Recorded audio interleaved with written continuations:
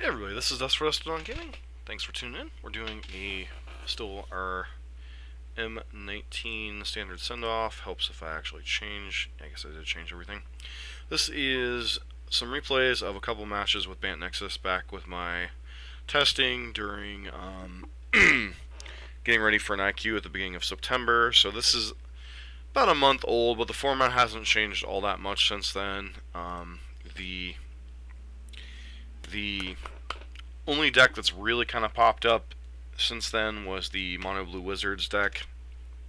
I had up to 8 matches I could do review, but I'm only going to review like the first couple matches I played with the deck. Basically, this list is trying to set up Teferi plus Bant Nexus to go infinite. Beyond that, you use Gift of Paradise to help ramp your spells. Teferi actually nets you some mana. Then you use Haze of Pollen and Root Snare to buy you a turn or two while you're churning through your deck with Chart of Courses, Supreme Wills, Search for Azcanta, and Teferi to try to find, your Nexus of Fate or your next Fog effect. Basically, you just continue time walking your opponent. The reason this deck popped up is there was a huge hole in the meta in which there was not a lot of direct damage being played. There was very few ways to actually punch through a Turbo Fog deck other than the other control decks in the format. And Mono Red and Red Black were kind of pushing those decks to the fringes of the format at that point in time. People weren't quite as high on Esper control then, so Turbo Fog kind of popped up to combat the decks that were trying to out mid-range each other, out aggro each other, and didn't really have a lot of direct damage. So the deck was just able to go like turn 4 Teferi, untap a couple lands, Fog you, untap, Nexus you, and then just kind of go off from there.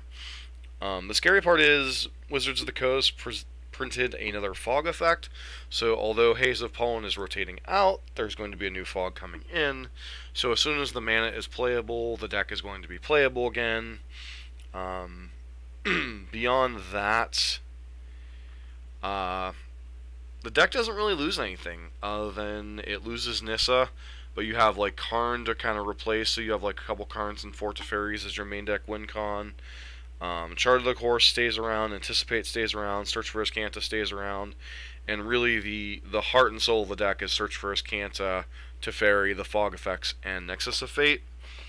Some decks play some amount of sweepers like Settle the Wreckage, or it'll be Cleansing Nova in the post rotation. There's a lot of different configurations that can be played around with, but this was pretty close to like the stock list, other than like some lists were running like 2 Karns or 2 Karns in a Nissa.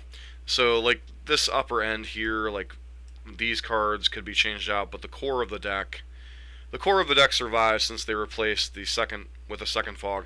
The only problem with the second Fog is it costs 3 mana instead of 2, which means it's a little harder to start with the Teferi chain unless you have the Gift of Paradise on 3. So it's still possible to go Gift of Paradise on 3, Teferi into Fogs.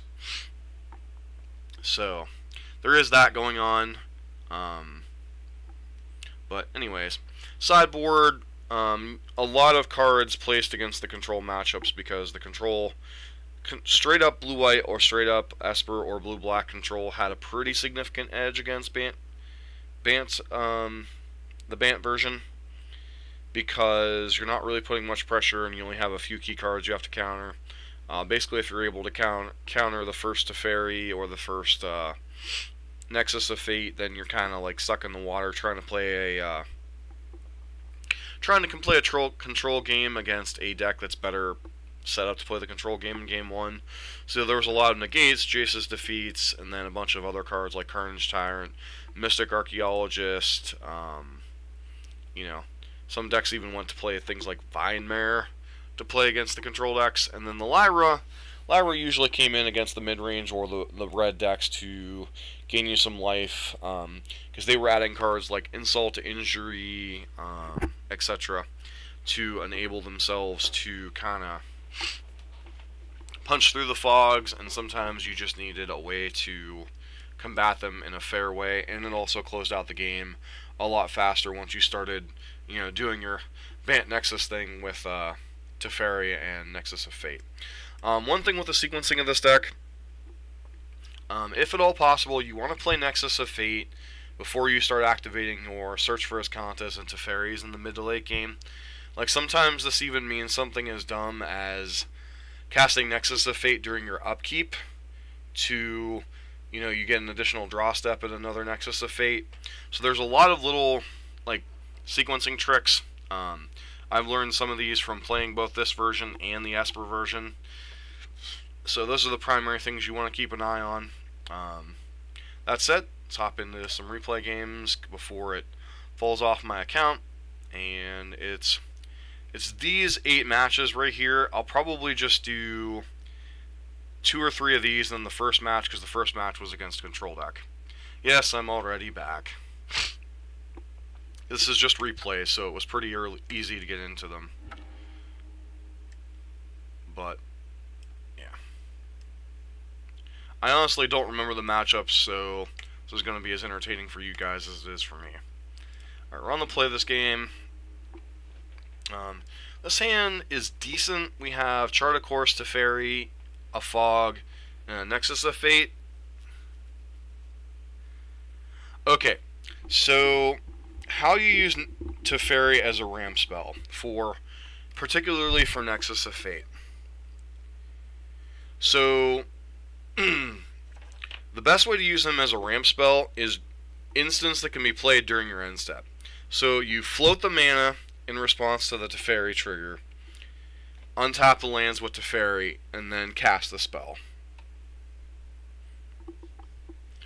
That's how the ramp effect with Teferi and Nexus of Fate works. Like, you go Teferi during your end step, tap 2 lands, untap them, tap all 5 of your lands, you now have 7 mana floating, and cast Nexus of Fate. So you literally can go off with this deck as soon as you hit 5 mana, whether it be Gift of Paradise or just 5 lands naturally. You can literally go Teferi, as long as you can defend that Teferi for a turn, like say you have a Fog or a removal spell, or your opponent just doesn't have enough stuff on board, then you can go, during your next end step, after you've plus Teferi, you can start the Nexus of Fate stuff. And even if you don't get a whole lot of value of it, having a Teferi in play with an extra turn obviously is pretty bonkers. So, anyways, this hand's pretty keepable. The only thing we're missing really is a green source here and 1 or 2 other mana sources, and this hand's perfectly fine. Let's go ahead and play out our land, see what our opponent's on. Opponent immediately leads on Soulscar Mage. We go ahead and play Chart a Course here. Find our green source, we just pitch Irrigated Farmland. So we're pretty much off to the races at this point. And like, all we need is like a Gift of Paradise in this deck. So this is the mono red aggro deck with the burn spells. So this is actually a little bit tougher of a matchup, but still pretty reasonable overall. Like, here comes Chain Whirler, we take this hit, that's fine. I think we cycle Forsake the Worldly here. Draw a Gift of Paradise. So we can fog this next turn if we feel we have to. I'll place another Chain Whirler. I believe I just take this hit here. This might force my hand on the fog. Yeah, I think I've cast the fog here, just to stay out of burn range primarily.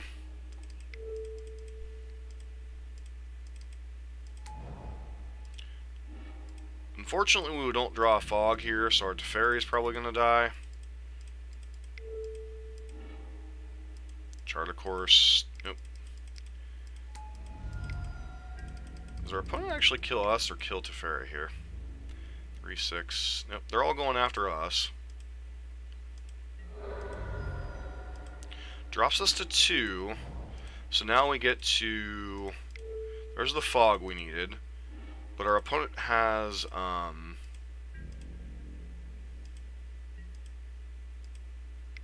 See, this is what I was talking about in response to Teferi.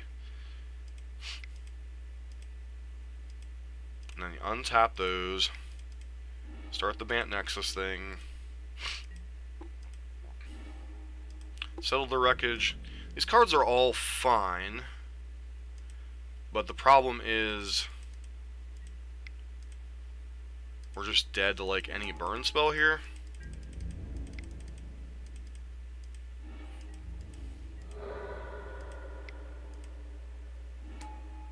Or, in this case, Virus Sheen or Pyromancer. So, this is one of the tougher matchups of the aggro decks because not only did they have all this reach with, you know, Pyromancer, Wizard's Lightning, Shock, Lightning Strike, they also had usually Insult to Injury in the sideboard. So, this is one of the more kind of touch-and-go matchups. Let's look at the sideboarding. I boarded out Forsake the Worldly and the Nissa for the 2 Lyras. There's some argument to bring in Negates, but I think our main deck configuration is pretty reasonable against them. We were just like a turn too slow of what we were trying to do. Sand's fine. We have a Fog, we have a Teferi, we have a Nexus. Really can't hope for too much more other than like a Gift of Paradise. Like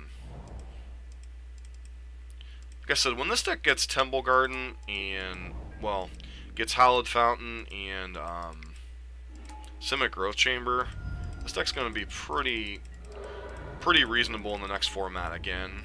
Just going through these early turns because we're not doing anything, our opponent's really not doing anything other than trying to kill us. Cycle an Irrigated Farmland. Cycle a Irrigated Farmland. We could start fogging this turn. I think I do, because of the sheer amount of damage here.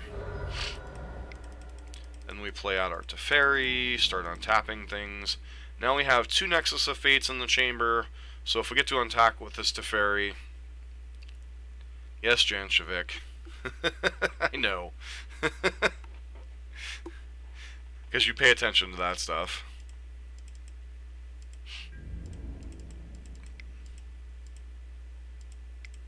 But to be fair, if we're showing a game 3, obviously we won this game. But I mean, our opponent's definitely putting up a good fight here.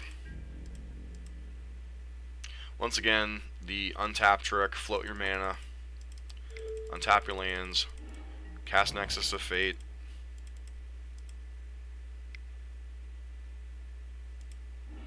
Cast Nexus of Fate plus the Teferi.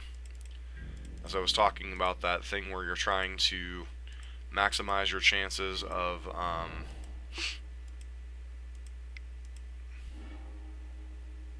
anticipate, we miss. Chart a Course, we miss. Play out the Karn. Reveal Nexus of Fate and Chart a Course, they give us Chart a Course. So if our opponent doesn't have any burn spells here, we're golden. If they do,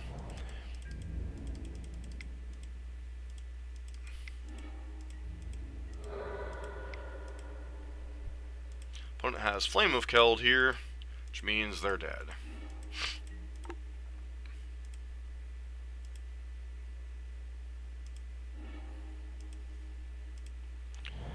Basically use Karn to go get our thing. Cast the Nexus of Fate. Ultimate the Teferi. Chart a Course to exile 2 of their things. Get a Gift of Paradise here. So the game's pretty much over. Mono Blue Balkan Guilds. Play out another Teferi here. Rid of another land. We find a Lyra. Anticipate, we find a Root Snare. Play out the Gift of Paradise, get us some more life. Tap some lands, hold up Root Snare, they go to combat. They shock us, and then our opponent concedes, because we got rid of all their lands. So if this deck can beat a mono-red aggro deck, there are very few decks that can put that can kill it quickly enough to warrant problems. I suspect the mono blue Wizards deck would be a poor matchup, so that would be certainly a matchup to look at going forward, because you know that deck's going to survive in some form.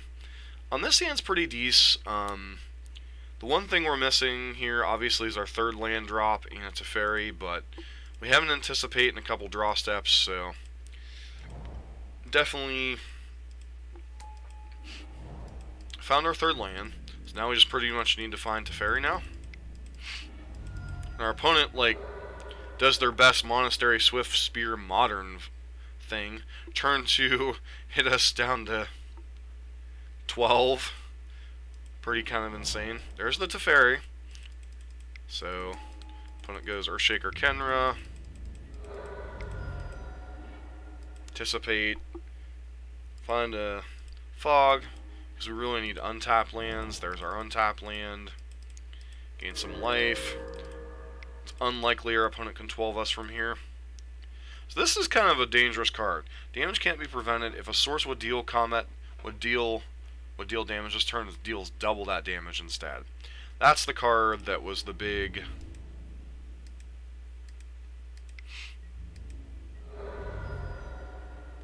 What are you...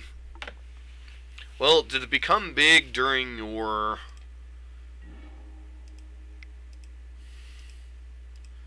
Play out Hinterlands, play out Teferi, and just hold up Fogs here.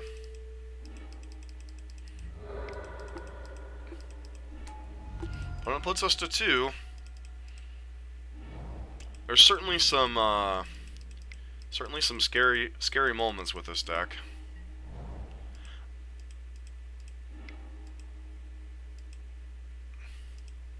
Find a search for Iskanta. Gift of Paradise. You have to be cognizant of the mana for Nexus of Fate with these Gifts of Paradise too. Like Teferi, that's how Teferi ramps you in this deck. So like with 4 lands, I'm going to be able to cast Nexus of Fate here. Then we draw another Nexus of Fate. Play out the search for Iskanta. Go ahead and do the thing. Then we just kind of go into ridiculous mode here. We have a Teferi we're going to ultimate. We have 3 Nexus of Fate already lined up. Gift of Paradise into the graveyard. Transform as Kanta. Go ahead and cast the Nexus here. And this is when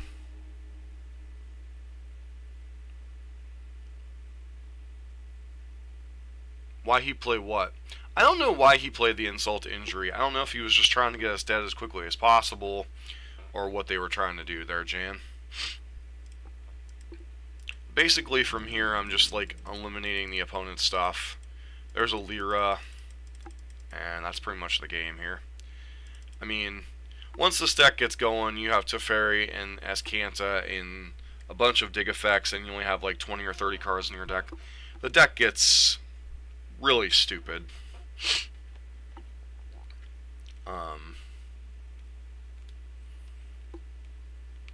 The deck just gets absurd once it starts rolling like this. And if a deck like Mono Red Wizards has issues, you really have to have specialized cards to stop it. I believe this next match is against Red Black, so that's the only reason I'm going to this one. And then I want to show why the control matchup can be a little bit rough for this deck. This hand's okay. We need a blue source, really, so it might have been a mulligan.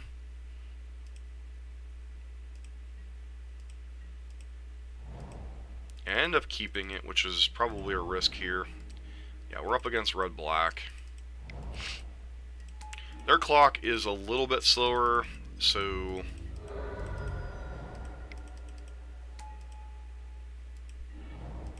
find our blue source, play out our search for his Kanta, now we can start digging for lands.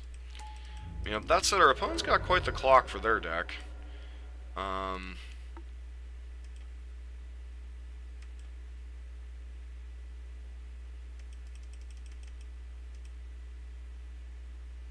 Apparently we're not going to be doing this replay. Sometimes Wizards would really like to know why your replay option sucks. Alright, there, forest. Keep the forest. Draw the forest. Play the forest. Continue to chart a course. Opponent cycles. Beats us down. We have to fog. Heart of Kyrian, just continuing to put the pressure on. Draw another land. Use chart of course here. Play our top land. Hold up our Hazel Pollens. Still need to find a Teferi to really get this party going.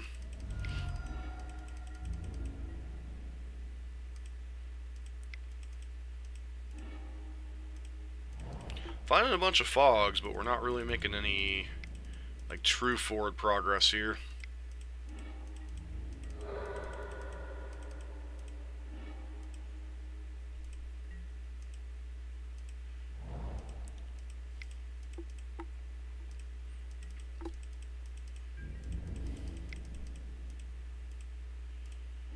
Search for his Kanta.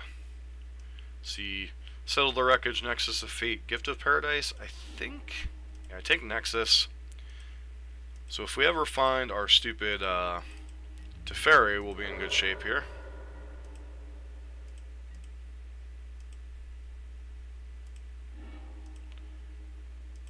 Don't think we get rid of Hazel Pollen, obviously. It's going to activate Nexus of Fate here. I don't like Nexusing too much, but we do have an active search for his Kanta and a Kanta the Sunken Ruin, so I do like getting value off of that. Usually you don't want to be casting your Nexi just to like draw a card, but obviously we want to keep us Teferi. It's kind of the card we needed to find to really get this game going. Play out our land. As Kanta, find a Gift of Paradise. Now, we've done a lot of cantripping, so we're pretty deep into our deck at this point. With the beatdowns, we fog, and then they just concede. Because it's really kind of hard from this position with an active search for his Kanta, as Kanta the Sunken Ruin, and Teferi, for us not to find something. Although we have burned through 1, 2... We did burn through 4 fogs, so there is some chance we could have had a fail rate here. So, opponent decided to scoop it up. Right, game 2. But this is the matchup, and reason this deck started to pop up was the fact that it had a pretty decent black-red matchup. So I brought in 4, 6... So I cut a Supreme Will and a Nissa for 2 Lyras, and other than that, we pretty much left the main deck intact.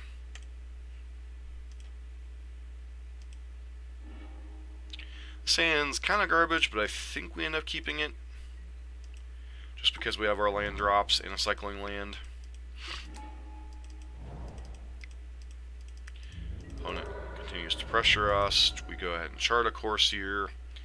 Find a Karn and a chart of course.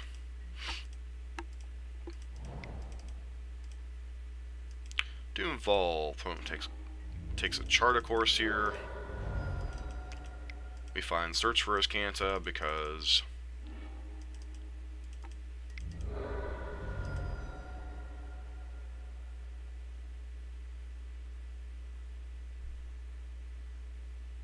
I have to find the list. I think we pitch a land here.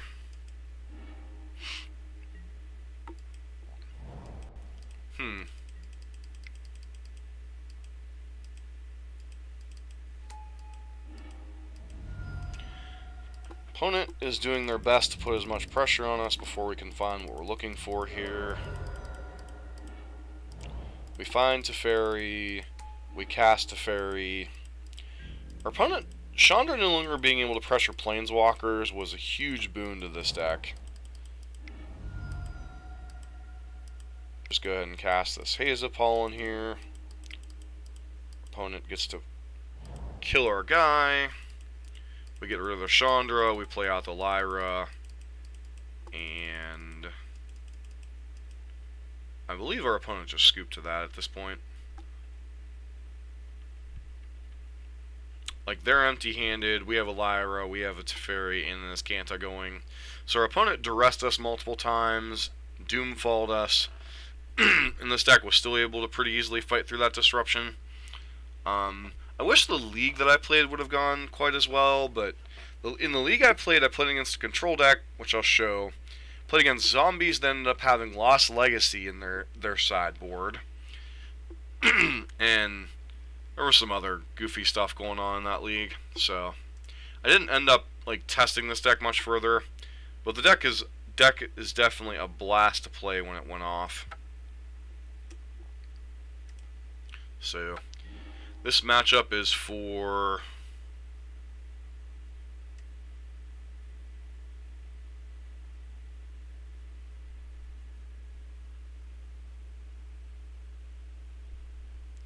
they showed you giving bits to someone?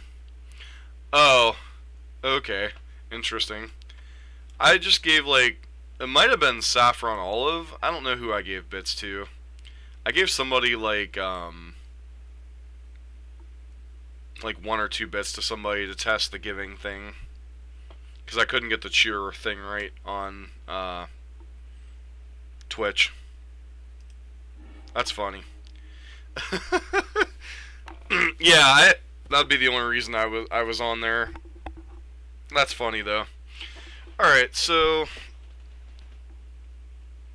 on Twitch, one of the currencies is bits. It's basically the the Twitch equivalent to cash without giving your subscription to a Twitch streamer. It's like a way you can support channels. So alright, so this hand's alright. I mean, we've got Chart a Course, couple of lands, Teferi, so it seems pretty reasonable.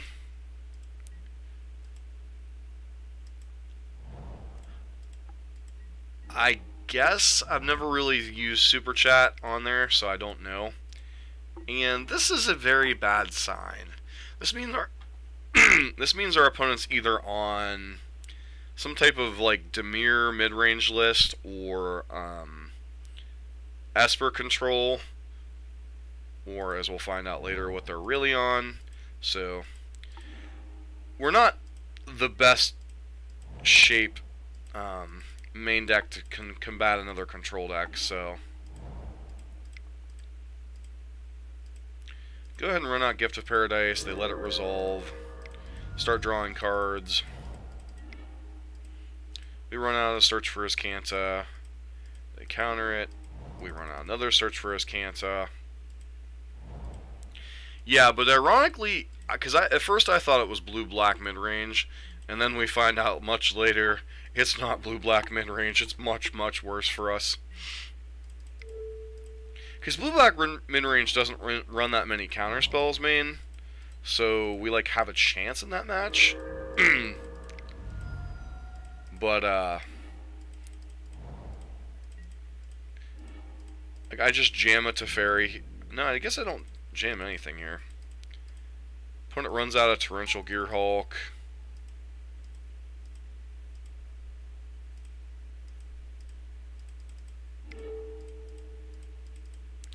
We go ahead and cast Nexus of Fate. That's just a nasty little trick. Casting Nexus of Fate during my own end step after our opponent tapped out for a Gearhulk here. This enables us to resolve a Teferi.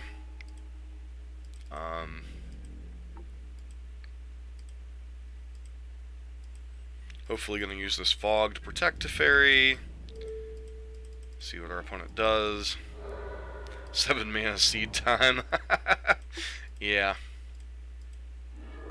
Opponent contempts Arteferi. Not looking good for the home team here. This is when I know I'm up against a control deck because they have Disallow. That's pretty much the game from here.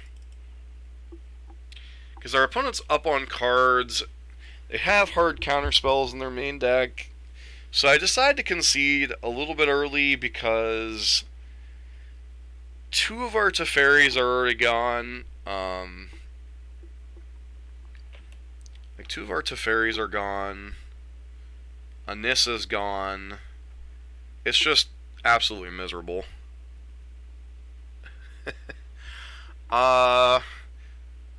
You want to know how the deck wins? The deck wins by literally doing the same thing Blue-White No-Win Con did. You ultimate Teferi. You keep taking turns until you completely wipe out your opponent's board and all their lands. And then you... No, you don't even infinite turns.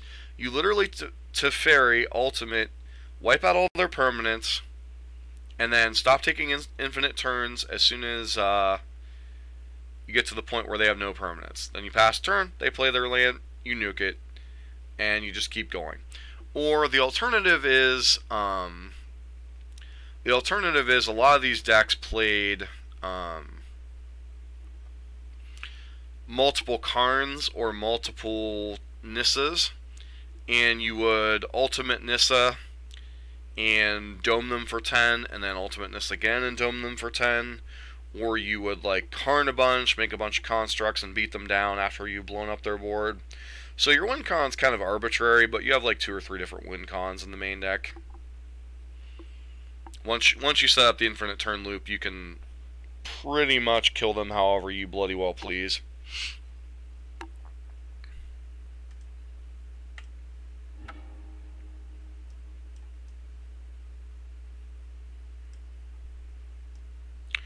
Alright, so let's talk about sideboarding before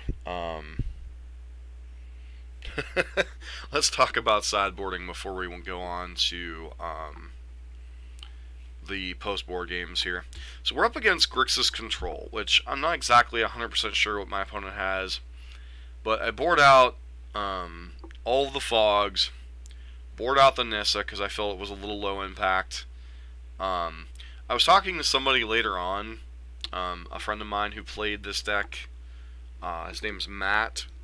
He was playing a lot of this deck a lot of the time, and the additional cards I should have boarded out was Gift of Paradise to be able to leave in my Nissa and probably bring in my Lyras, but or even some number of Supreme Wills. But I basically boarded out all of my nonsense with the Turbo Fog stuff, brought in the Carnage Tyrants, the Mystic Archaeologists, the Brawls, all of our negates, all of our Jace's defeats.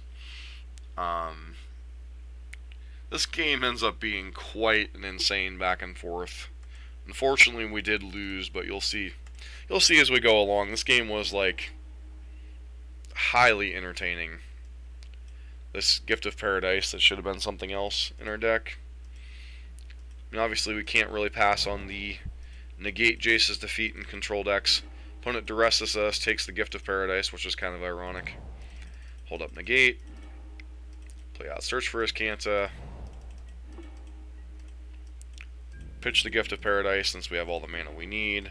Opponent cycles a land. Just doing the control thing, doing a bunch of land drops. I think I end up hitting that in the graveyard. Yep. Play out Chart of Course here. Pitching the second search may end up coming back to bite us. Opponent left Sweltering Suns in their deck, which I'll be darned if I understood that.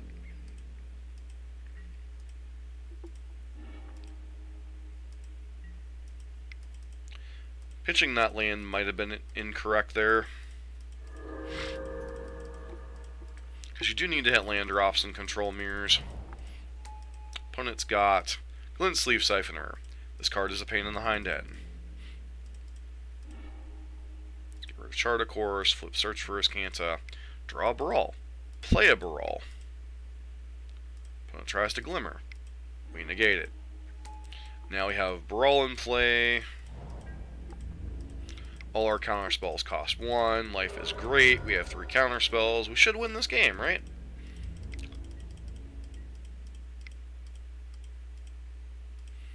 Plays a Glimmer. We play a 1-mana negate. They play a negate. We play a 1-mana negate. Or we search. We play a Bant Nexus in response, so we get another turn. They get to resolve nothing. Get another Nexus of Fate here. Have to put a Carnage Tyrant on bottom, which kind of sucked.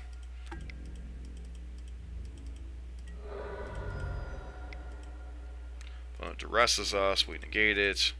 Get to loot. Get rid of 1 Nexus of Fate for another Nexus of Fate. Continue to counterpunch a little bit with Brawl here.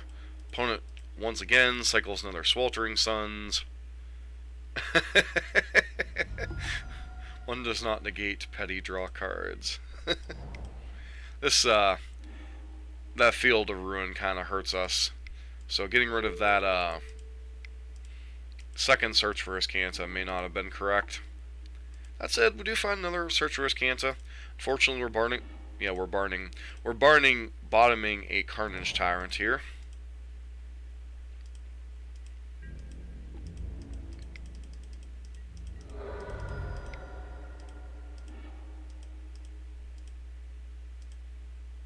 Got rid of Search for Azcanta there. I think that was incorrect. Because my thought process here was Carnage Tyrant in the setup Nexus of Fate. Just should have deployed Carnage Tyrant there. I'm not really sure why I didn't.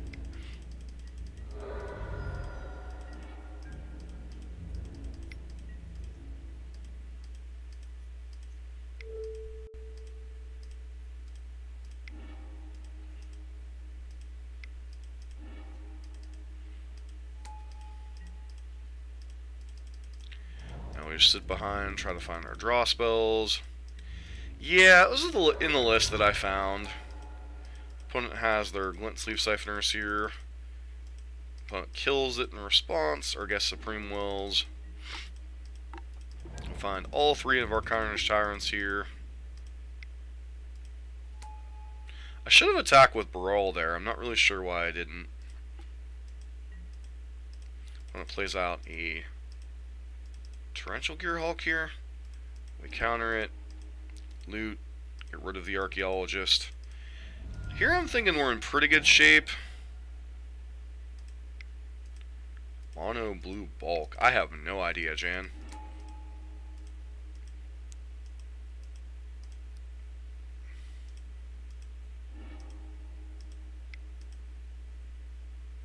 Get to take our Nexus of Fate, which kind of sucks.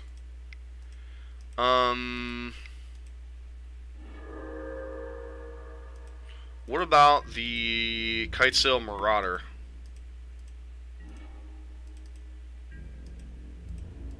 So I swing with Carnage Tyrant. They go ahead and take the 2-for-1 here. Play out another Carnage Tyrant. Opponent continues to pressure us with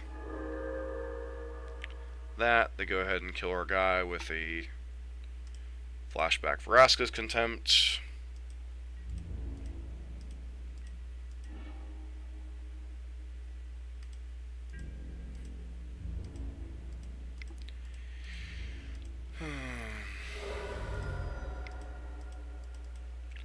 Chart a course here, opponent counters it. Go ahead and play out Carnage Tyrant. Opponent commits it. That was rough.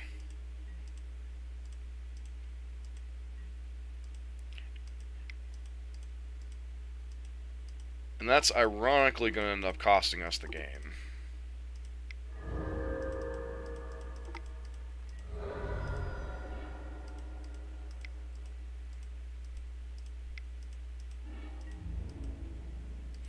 Because we can't attack here. Our opponent's free to attack with the Siphoner.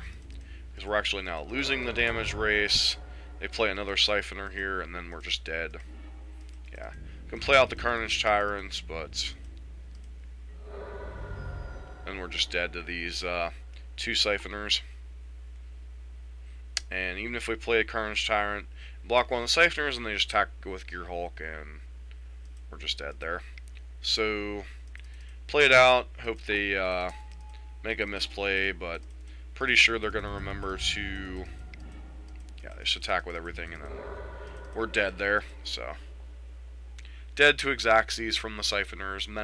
Menace is a menace to what we were trying to do. So, overall, deck's pretty fun. It survives rotation.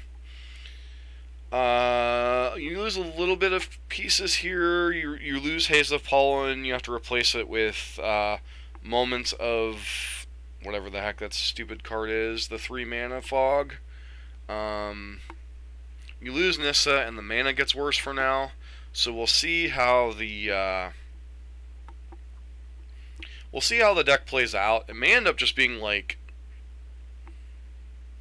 green. I don't even know.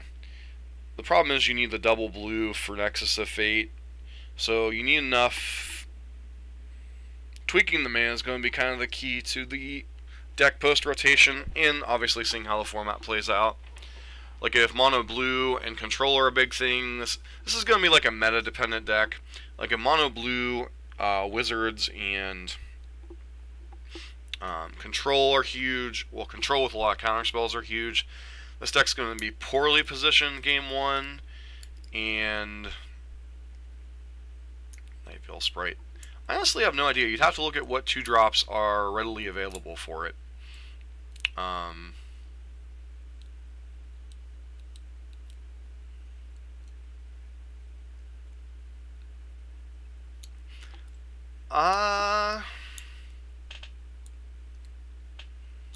You can try it. I mean, this deck isn't trying to remove stuff, it's trying to use Teferi to play a couple of fogs to start into the Nexus of Fate thing. There's a couple different variants. You could play blue-white, you could play blue-black Teferi, splash for Chromium and Teferi, and play Nexus of Fate like Alion Tarazi did. You can play Bant. So there's a couple different variants you could play.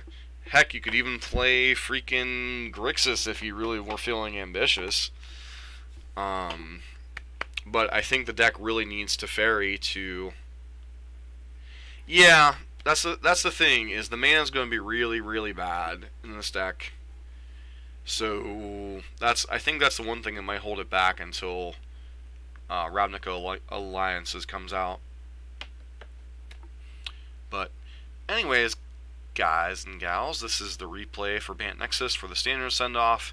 Showed off a couple matches with the deck.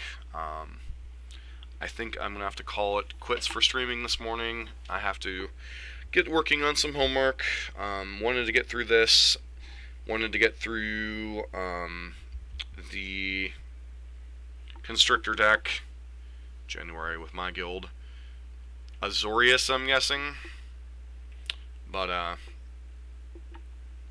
wanted to get through a couple replays of this. I might get back on later, but I highly doubt it today because I have some homework to work on, and I have class tonight and work tomorrow morning, so it's going to be kind of a busy day, so wanted to get these out there. I have, like, quite a few other stuff to work on. Like, I have, like, I still have 4 leagues I need to do replays on, an Aetherworks Marvel and 3 Burn leagues. I'll get to them eventually. And I have a couple more standard sends off I want to do, but I don't know if I'm going to have time before pre-release weekend. So, want to catch everybody. Hope everybody has a great day. Just a reminder, this is pre-release weekend coming up, so don't forget to get out there and support your local stores. Those of you that play MTG Arena, the reset is this week, so I'll probably get back into Arena a little bit then, start building up my collection again if nothing else. Beyond that, we've got quite a bit of modern stuff to work on. There's a couple of decks in particular that I'm really liking and I want to test some more to kind of start narrowing down my focus for the RPTQ. Granted, I know that is 2.5 months away. Well, October, November, just, yeah, 2.5 months away.